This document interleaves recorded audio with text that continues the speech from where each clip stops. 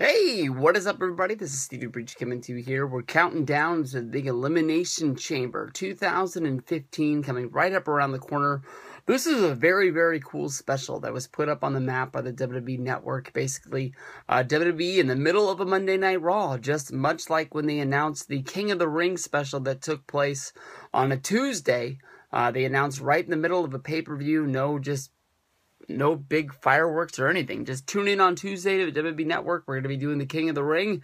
Make sure you check it out. No real news, no real details. In the middle of a Monday Night Raw on the 11th of May, they just say, hey, in 2 weeks, we're having a pay-per-view.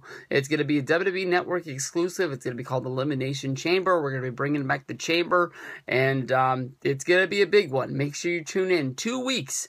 And because of this, basically they turned what was supposed to be a WWE house show in Corpus Christi, Texas, into a pay-per-view in a smaller arena. They canceled a South Carolina show to make sure that all hands could be on deck to show people that subscribe to the WWE Network that the WWE Network really does matter. At any time, they can make something big really happen.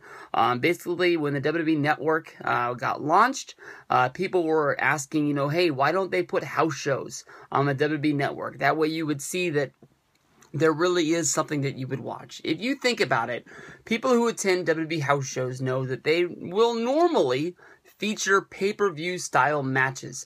The headlining match would probably be a John Cena match going up against somebody. You'd see Dean Ambrose going up against Seth Rollins.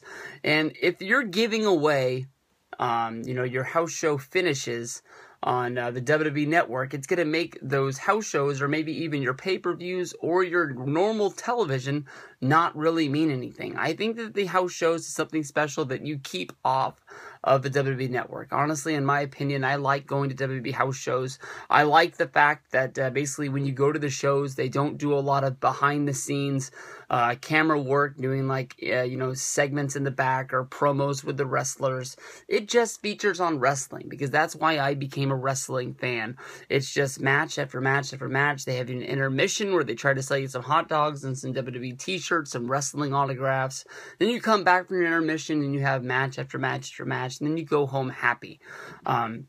The last show that I went to was in Sacramento. It was headlined with Rusev going up against Roman Reigns. It was probably, honestly, the weakest house show that I had ever attended. But honestly, at the end of the night, I was happy that I went, and I had a good night full of wrestling. But if WWE can find a way to give these specials and keep feuds still hot and keep building to something bigger, I'm all for it. The Elimination Chamber was a match that I thought when they got rid of it this year made sense, since they didn't have 2 championships and they didn't want to weaken the Royal Rumble and the stipulation that's been with that for years.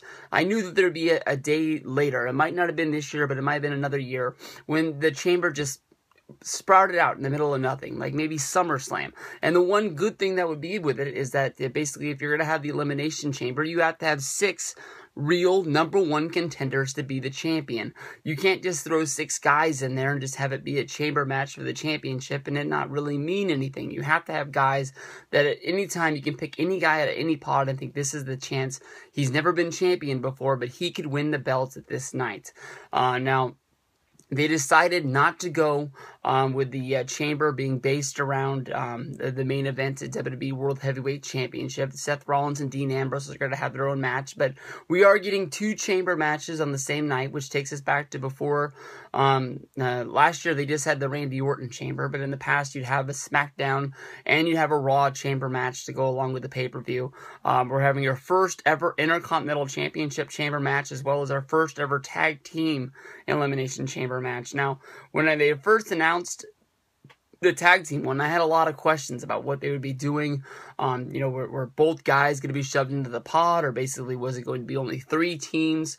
And it's sort of like War Games, where you didn't know who was going to get let out of whose pod at one time, and basically whoever got the the last pinfall was the winner. Now, they ended up going with 6 teams and stuffing it full. I'm really excited for this match. Honestly, in my mind, I think that when you're stacking the chamber this year, what I would like to do is I would like to put the Intercontinental Championship chamber right up first, and then you have a few of your other matches, and then you put the tag team one on later. That's the one with a lot of mystery and a lot of questions to it, not knowing how this many people can maneuver around inside the Elimination Chamber. It really makes sense to me that maybe WWE had, future thoughts about what would be going down with the chamber this year. Because if you think back to WrestleMania Access, for those who attended, a lot of the tag teams, and especially like Stardust, were the guys that were featured inside of the Elimination Chamber. It wasn't any of the,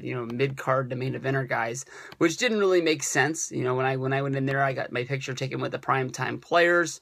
I know when Miguel, and I think Ravi went in there as well. They got their picture taken with Cesaro and Kid, and Stardust were in there.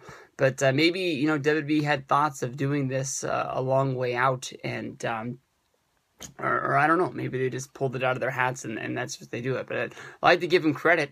If WWE is going to be pulling things out of their hat for future big specials down the road, I would like to see maybe a return of In Your House. That house has to be inside some sort of a warehouse for WWE somewhere. I would just love to see that house set up on an entrance ramp somewhere. I would make sure that I gave everything in the world to try to make sure I could be at that show if there was a real In Your House resurgence. There's plenty of other pay-per-view names that they could bring back from the past. Hell, they could even bring back the Fatal 4-Way pay-per-view from 2010. We've seen Fatal 4-Way, main events go down all the time, or when it came down to the end of the In Your House era for WWE, they were having a different pay-per-view name for almost every show that popped up along the way. But this is going to be a fun show. You've got the 2 chambers, one for the tag. You've got one for the Intercontinental. You've got some singles matches in Neville versus Bo Dallas. You've got the Divas title in a 3-way. Kevin Owens making his pay-per-view debut for WWE pay-per-view debut, and that should be really fun, going up against John Cena in the United States Open Challenge. And then, of course, for the World Heavyweight Championship, you got Seth Rollins going up against Dean Ambrose. I'm really not sure what they're going to do. You would think that Rollins versus Ambrose, since it's for the championship, is going to be your main event, but it seems like Owens versus Cena is the match that everyone's buzzing about. So lots to talk about here in the upcoming, we'll probably say about an hour. You got six matches for this show. So it'll be a fun one. Sit back and we'll discuss the card, talking all about Elimination Chamber coming up on Sunday on the WWE Network.